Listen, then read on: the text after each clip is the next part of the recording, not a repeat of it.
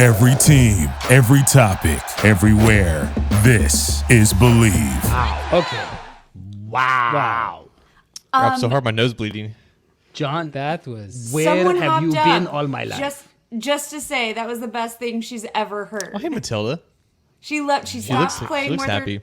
She stopped playing with her toys so I- she could I- come check that out. Can I just explain what happened? Last week, John said if the Bengals win, he will not only rap, but he will rap in the style of whatever that the fans want to hear. Yeah. And John, who's the Specifically style? Atlanta. Yeah. Of Atlanta rappers. Atlanta rappers. And so that is how talented this guy is, and he Yeah. never shared that with us. He No, just he never took told that us. style and turned it into a Bengals rap, like on the spot. Like we did this 5 minutes ago. That's incredible. I was more impressed with his than either of yours. Well, thank you. I'm sorry. I know one of you is a musician, but damn, John, that we was both good. were. That was that good. was really good. That was very good. Welcome to the number one Bengals podcast. I'm your host, Daddy McDuck. I'm joined as always by Dr. Roger Electricus Moji, John Sheeran, and Bridget, the HR Jan Cars. And guys, Cincinnati Bengals have won 4 of the last 5 games. Joe Burrow is playing at the highest level we've ever seen. Shall we call it a offense- comeback? I mean, this is beyond the comeback. This is a level in terms of the offense, of consistency, that I don't know if we have ever seen from this team before. Yes, we saw some blowouts against the Ravens and the Chiefs and a few other teams last year, but they are operating almost exclusively. The last 2 weeks, only 6 real plays were not out of shotgun, and they're finding tremendous success. The running game, okay, not incredible, but the passing game is virtually unstoppable. Did you listen to the song, man? Why run the ball when you can throw it? Why run the Exactly. It's kind of the song. Do we even need to have the show now that we've had the song? I did no other prep aside from that, so I hope you guys are good for this. No, that was basically Yeah. done your job, Yeah. John. I mean, But- if the Falcons have the third best rush offense and only rush 107 yards to our 78, but we can still get the ball in the air for 481 yards, run the ball enough, great, but if you've got that clean pocket and you can throw those dimes, I'm not super worried about it. You know what's funny is because like Atlanta exclusively wanted to run the ball, and they had the most success throwing the ball. It wasn't just Mariota taking the top off of Eli Apple at the end of the second half. Like, they weren't terrible throwing the ball downfield, but they only dropped back 13 times. And when you're down 2 scores for most of the game, it's a recipe for disaster. It made no sense to me, but the Bengals just took advantage. They really did. Advantage is the right word. They looked dominant, which, as Daddy said, this is not really something we even saw last year. It's really been quite a change and a welcome one. Yeah. Though I would agree that I don't think we can call it a comeback. I mean, the one thing that has bothered me is that people have been counting them out. When even if you watch the early games this season, there were glimmers of all of this. Even if you Yeah. watch the Pittsburgh game Here's- that they lost, here's they the lose thing. that. I mean, that was such a freak game. Sure, and that Two field freakishness- goals that just kind of don't make it when they should have. Right. It was a crazy day. The people don't understand what this franchise is becoming. So when you say the 0-2 start, how many teams have made the playoffs on 0-2 start? Oh, this, that, whatever. They're all the problems. They don't understand. None of that logic applies to this team led by Joe Burrow, with a receiver who has great chemistry, and a playmaking defense, very smart defensive coordinator. None of that applies because their ceiling is so much higher than I would say. I'm going to say maybe the Bills, maybe could have more talent, maybe the Chiefs, I don't know, maybe. But their ceiling is so high that I don't want to say we all knew. I knew, a lot of people seem to doubt, once they figured it out, they could, go for 5-6 wins in a row and make up for that early deficit. People were comparing them to average teams or struggling teams. Most of the time when a team comes back from the Super Bowl and it struggles, it's because of injuries. It's because players got older all of a sudden. It's because of but none of that applies to the Bengals. Yeah, The Rams. It's when it was a fluke, and in the Rams' case, it was a fluke, and in the Bengals' case, it wasn't. What I noted about this game, and to me, it has always been the most important number in any game. There are 2 numbers that matter. It is 29 versus 13. Now, what do I mean by that? What I mean is that the Bengals had 29 first downs while the Falcons had 13. And when I'm watching a game and I see first down after first down, I know that team is going to win. I know it seems obvious, but I think that if you make that your focus, and the Bengals seem to have, then it goes better. Of course, the yards matter. They had a lot of passing yards, as John said. There was a lot of other stuff. The offensive line is finally coming together. I get it. But to me, the big factor is, can you get those first downs, conversions, especially on third down? Yeah. I mean, for me, what I took away from this was I don't think Joe Burrow has ever been more comfortable. Joe Burrow has been hot. Joe Burrow has had Jamar Chase destroying secondaries, and they didn't know how to counter it. You know, Joe Burrow has had his moments. Joe Burrow has, let's say, gotten out of danger and made plays down the field. But Joe Burrow has never looked so calm back there in the pocket. No. Yeah, Bridget. It reminds me a little bit of Kansas City's start last year. Do you remember at this point, or maybe a couple weeks earlier in the season last year, all of the morning sports shows were Patrick Mahomes is broken, Patrick Mahomes is broken.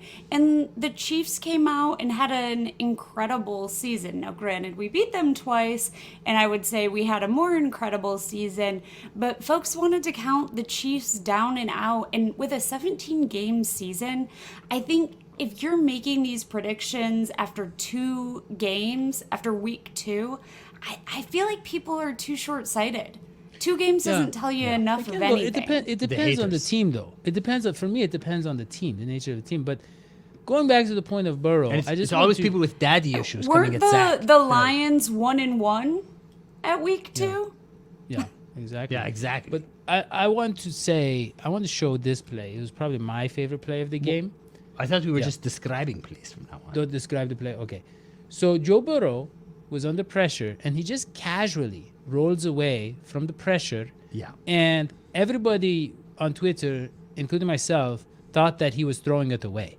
He just kind of flings it. But he doesn't. Yeah. John is acting it out. Yeah. And then Joe Mixon, like 15 yards down the field, he catches it. And he gets 22 yards.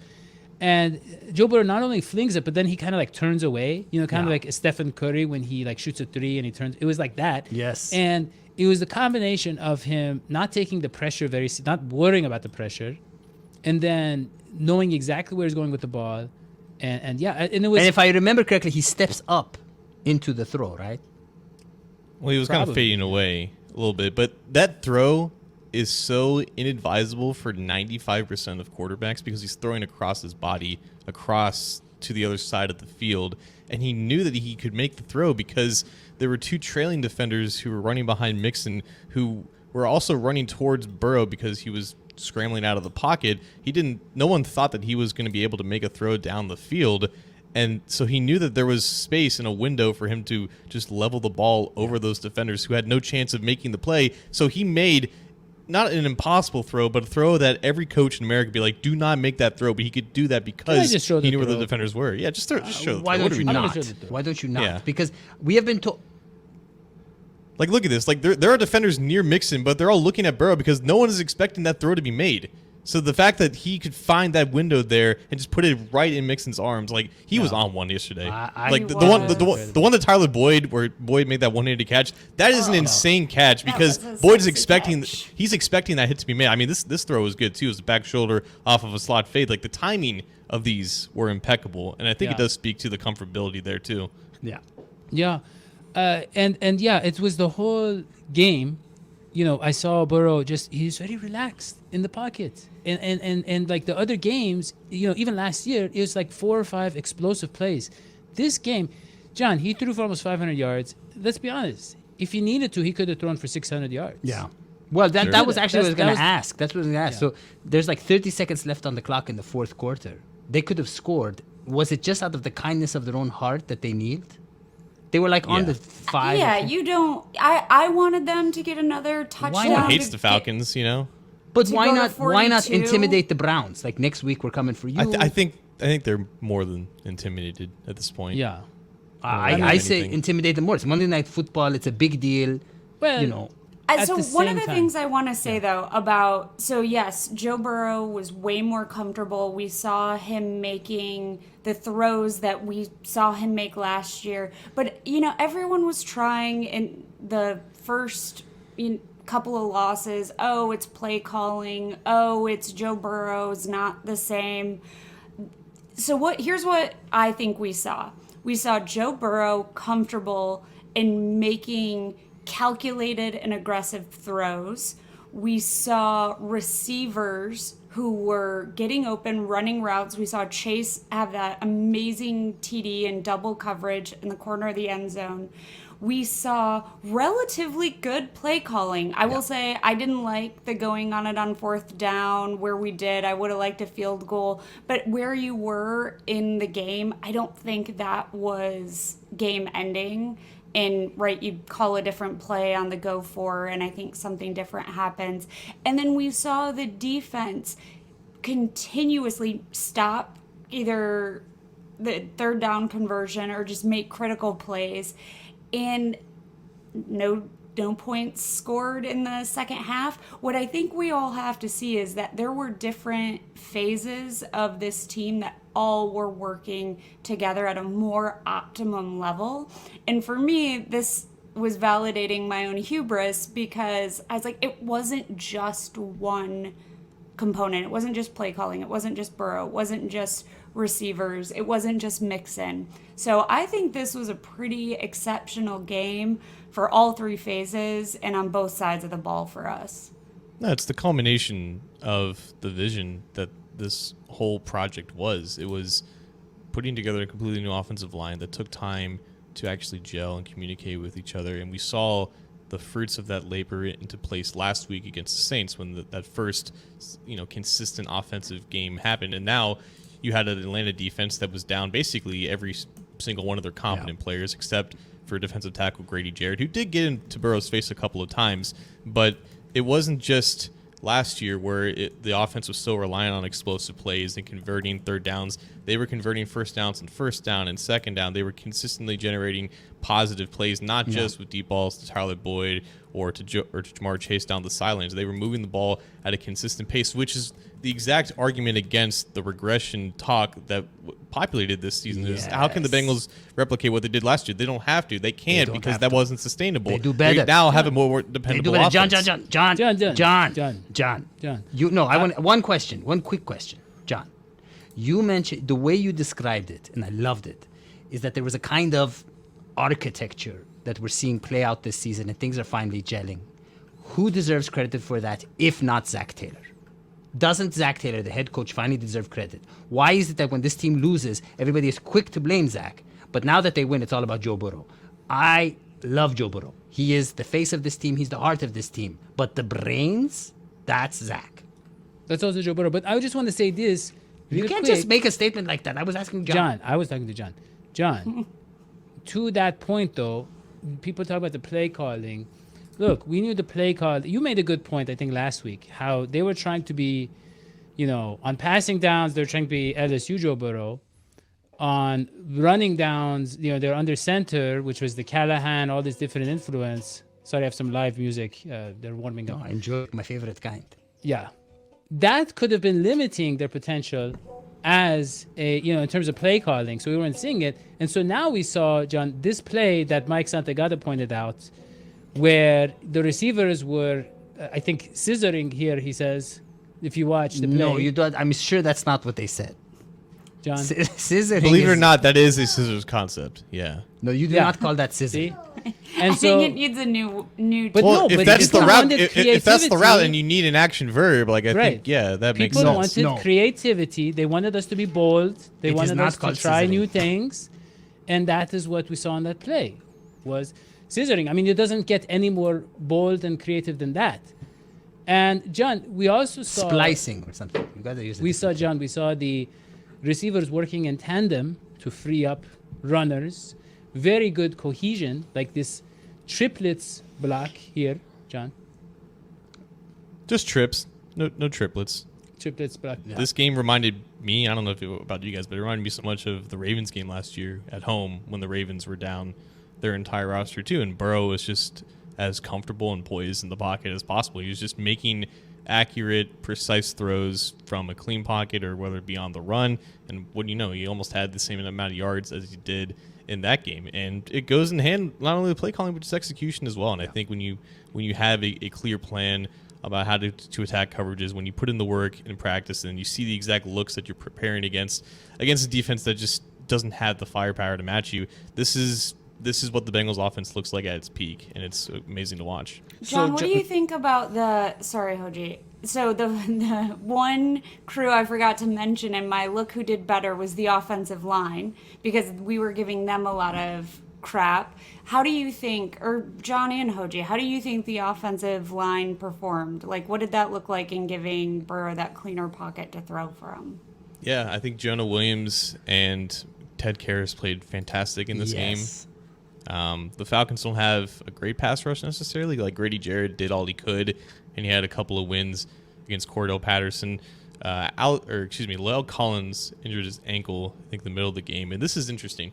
2 of the last 3 weeks, they've had Akeem Adeniji come in for an injured tackle at both left tackle and right tackle. And in both of those games, like, they've scored on the drives that he's came in. Like, he's had, I think, 20 or so pass blocking snaps. He's only allowed 1 pressure. This is a guy that's been maligned and criticized constantly over the past 3 years because he's been put into these unfavorable situations, whether it be at guard or just randomly in games at positions that he's not comfortable with. He's now their swing tackle, and I feel like he's completely settled down into that role behind an offensive line that really is starting to work together. I think La'el Collins is still not exactly 100%, and that just may not be the case for the rest of the year, but the other 4 guys, like, they're completely gelled in, and they're all assets to the team right now. Yeah, and I will follow that up by saying, look, every time this team wins, front page, Joe Burrow offense, fine, I get it. Yeah, the offensive line was great. Joe Burrow's amazing. I get it. But there is a direct correlation on this team between the way our defense performs and when we win. It's our defense that has done the amazing things, I feel, that did the amazing things last year, and that's doing amazing things this year. It's the fact that the opposing team only scored 17, not just that we scored double that, right, or 35. So what's my point? My point is that when I think ahead to the Browns, John, I think ahead to Chubb and to that running game that is the defense's not weak point, but a weaker point. It isn't our strong suit, is against the run. It's not saying that the Bengals are bad against the run, but it's just that's not where they shine. And the Browns have always had our number. They have beat us when we really didn't expect them to. I think it's because they are such an amazing running team. John, what do you think?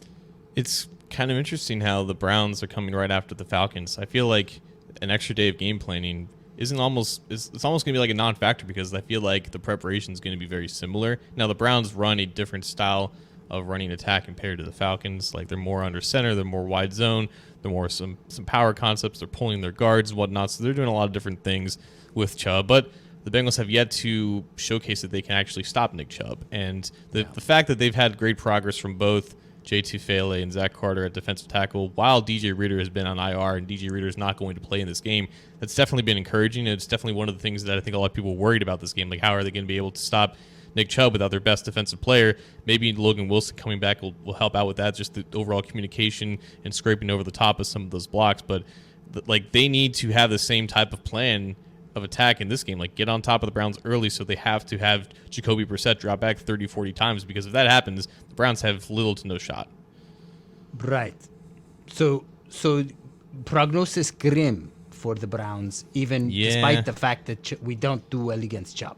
Well, I don't know, guys. Like, they have a 7% chance of making the playoffs. They're coming off of a 3-point loss to a divisional team. They have no healthy players. Like, no. Bridget, like, this doesn't seem like it's going to be close. Nothing to lose, though. And what do you think about, like, Osai stepping up? Osai had his first sack ever? First sack of the season.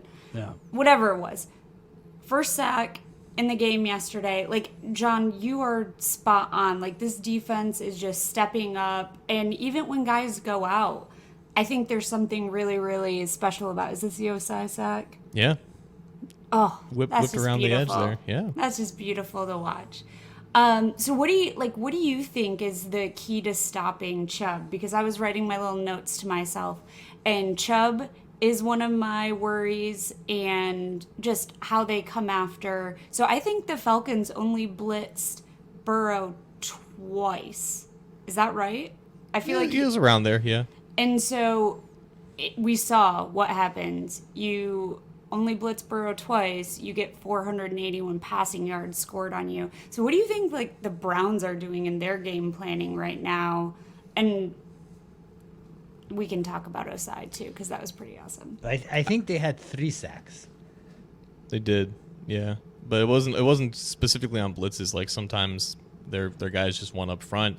And I think with the Browns, like I don't feel like they're poorly coached necessarily. Like I think they are well coached on offense, and that's been part of the problems with some of those games against the Bengals. But I think with the Browns, like the way they've been able to be successful, like their great players just end up playing great. Like Myles Garrett doesn't need help and any exotic pressures to beat the Bengals offensive line. The way to stop Nick Chubb is to keep the ball out of his hands. I don't think there is a way to necessarily stop Nick Chubb. He's the best running back I've seen in a long time. Like, he's just going to get his. So the best way to stop him is to get on top of the Browns early so that they don't have the chance to give him the ball, unfortunately. You just got to keep scoring. A lot of Browns fans, John, complain that they're passing too much, considering how strong the running game is. Is that, what do you think? I mean, is there a chance that, yeah, go ahead. It certainly feels that way, but I think if you look at the numbers in those obvious passing situations, they're actually passing less than league average, which does make sense. But when you have Nick Chubb and a well below average quarterback, I think the perception is you need to run the ball 30 times because it's going to net to 5 yards a carry, 150 yards,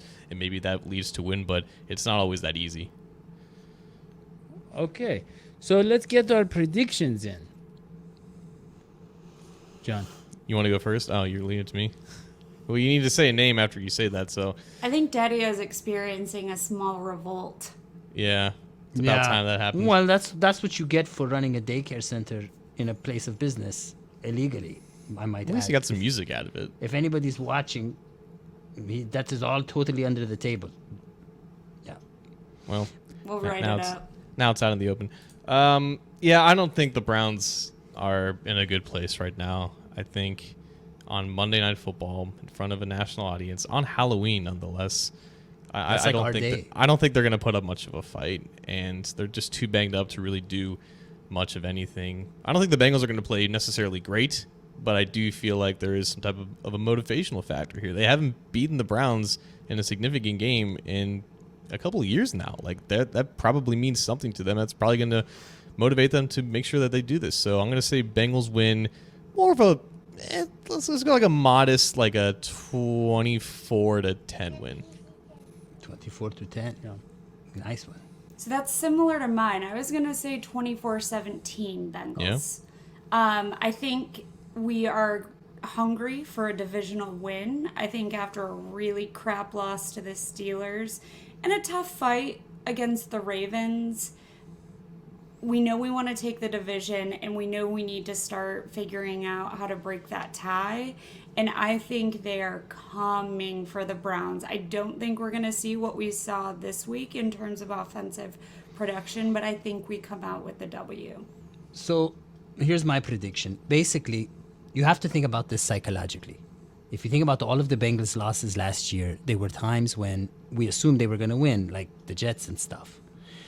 The Bengals do best when someone doubts them. And what they sometimes do is create doubt during the game. Halloween is a day of masks. It's a day of not being yourself. I think the Bengals will not be themselves. They'll fall behind.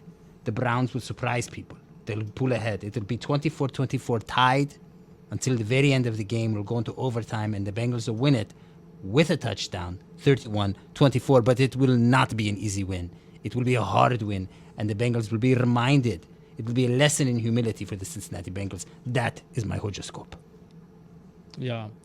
I will say this. I feel like that offensive line of the Browns has steamrolled us in the past, and they will steamroll us this time as well. You know, we don't have DJ Reader in there. And Joe Burrow, you know, we tend to have this kind of team of Bengals players and coaches not performing the best against the franchises they loved as children. Marvin Lewis with the Steelers, and now Joe Burrow with the Cleveland Browns. But I would say I think they will steamroll them to the tune of 31-17 Bengals. And how is that a steamroll? Because that sounds like opposite of. Obviously, when you look really good right? Like you have a very ironed suit. Yeah, like Got you it. got. Yeah, exactly. Yeah. They will look like they steam the clothing, make it flat, exactly make it straight. Exactly. They will look very Snazzy. snazzy. That is the word I was looking for. Yeah. That is really, Bridget. That is all that I have. If that is all that you have. I think that's where we can leave it. I did want to say, though, this was the first game that McPherson didn't have to attempt a field goal in his now 1 year, 7-game career with the Bengals. I loved that. As much as I love Shooter McPherson, Money Mac, long field goal, I love that we were scoring TDs instead of needing to kick a field goal. Can I say something not directly related, but something for the fans to understand? You might have heard earlier in the show, we were talking about showing or not showing a clip. So the issue is when we show clips from the NFL on this show, it means we cannot use the show in certain contexts. So our show, for example, won't be put on like a national stream or something like that. Because Best of Believe is on all the local networks. So and if we will be, So if I might, fans who are watching, could you in the YouTube comments tell us how important is it for us to show these clips as opposed to just describing them? You've probably watched the games, you can watch the highlights on your own, and we can just describe them. I would like to know that. Let me ask them something else, and I don't want to give too much. You away. always put too much in. Okay. Okay, well, I just want to say, if Definition there is of a extra. former Bengal you would like to see on the show, let us know about that as well. A former Bengal that you would most like to see on the show. So now you got two things to comment on the YouTube. But comments. also, I want you to comment my on God. if you are or are not a patron. And if you are not, explain yourself. And if Daddy should do uppers before the show or downers, because I really feel like the ones that bring him down, bring our show down. You got to do the uppers before the show, Daddy. And that's my horoscope. Two horoscopes. Two horoscopes. Bridget, what happened with your tickets this week? I feel like there was someone an stole your injustice. spot. What's up with that? So I'm gotta first off give a shout out to the ticket office who today spent a lot of time with me and are gonna make sure that this doesn't happen again. Essentially, someone duplicated our tickets and sold them on StubHub. So the people had a legitimate, and I have to say, I feel like I gave shade to the people in our seats. I mean, they had legitimate seats they probably paid a ton of money for on StubHub. The people were not disrespectful. So who do we hang? We don't hang anyone. Okay, I'm sorry. Who do we behead? We hang the people who put your tickets on StubHub in the first place. Yeah, we hang that when we're never gonna Okay, find describe them. them physically because Daddy has connections. He has mafia ties. I do. And I also want to ask my connections, all of you, to use your connections. Oh no, not another to get YouTube people comment. to leave a comment. And then also to go to patreon.com/dhsports and become a patron. And with that, Daddy will be able to hire actual adults to work exactly. in his office. So make sure to follow Bridget, the HR Jan Cuz, on Twitter. She is really on fire. Matilda! And Matilda. Make sure to follow Matilda. @Matilda_cat. And What do you tell think? John what you want him to rap next week. And that's my horoscope. We'll see you next time. So long. It's Fiti. Bye. There you go.